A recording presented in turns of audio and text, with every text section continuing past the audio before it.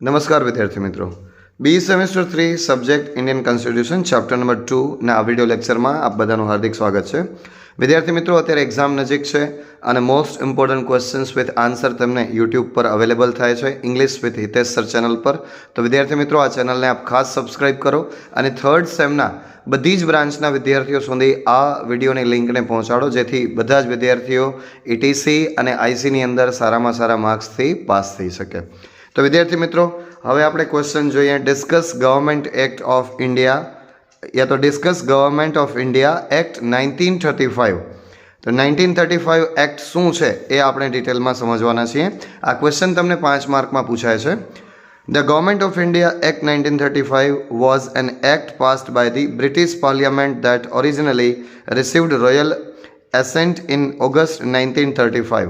1935 ની અંદર આ એક્ટ પસાર કરવામાં આવ્યો.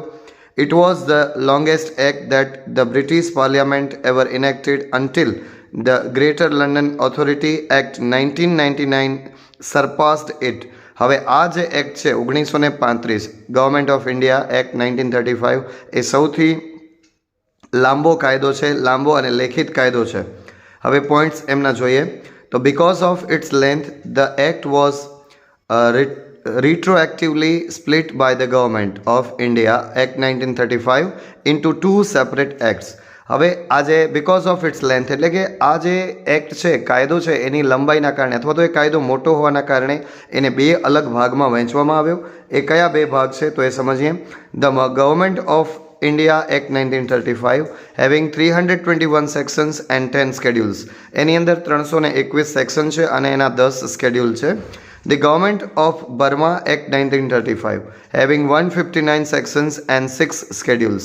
હવે આ બે જે છે એ એના બે સેપરેટ ભાગ છે. The most significant aspect of the acts were. હવે આના મુખ્ય બાબતો એવી કઈ હતી એ આપણે સમજીએ. Provision for the establishment of a Federation of India to be made up of both British India and some or all of all princely states. Provision for the establishment of Federation of India to be made up of both British India and some or all of the princely states.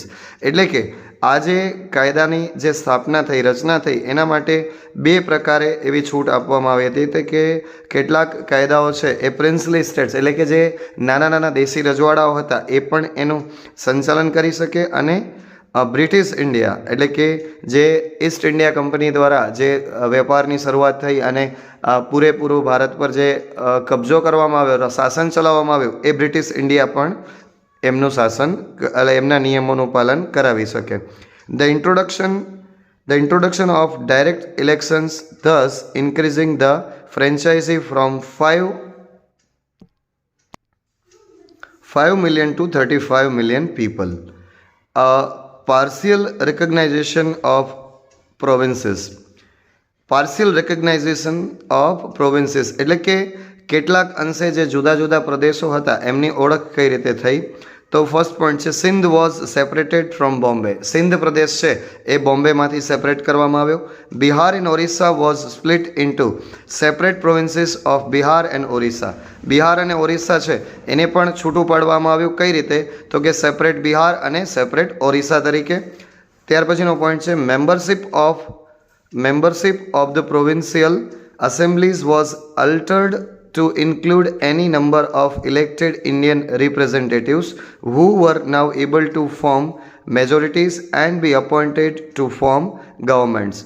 Membership of provincial assemblies was altered to include any number of elected Indian representatives. એટલે કે ભારતીય પ્રતિનિધિઓ છે એમને પણ એવી છૂટ આપવામાં આવી કે તેઓ હવે પોતાની બહુમતી સ્થાપી શકે અને સરકારની અંદર પોતાનો કોઈ પણ પદ કે હોદ્દો છે એ લઈ શકે. The features of this acts were follows. હવે આ જે એક્ટ છે એના કેટલાક લક્ષણો છે અથવા લાક્ષણિકતાઓ છે એ આ પ્રમાણે હતી. It provided for the establishment of an all Indian federation consisting of provinces and princely states as units.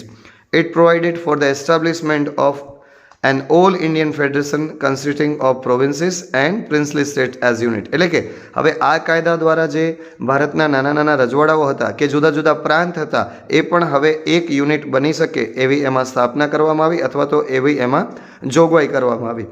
The act divided the powers between centre and units in terms of 3 list. ત્યાર પછી આ જે કાયદો છે એને એવી રીતે એમની કાયદાની સત્તા છે એની વહેંચણી એ રીતે કરવામાં આવી કે કેન્દ્ર અને જે નાના નાના દેશી રજવાડાઓ હતા એમને પણ એ રીતે કાયદાની વહેંચણી એમાં કરી દેવામાં આવી.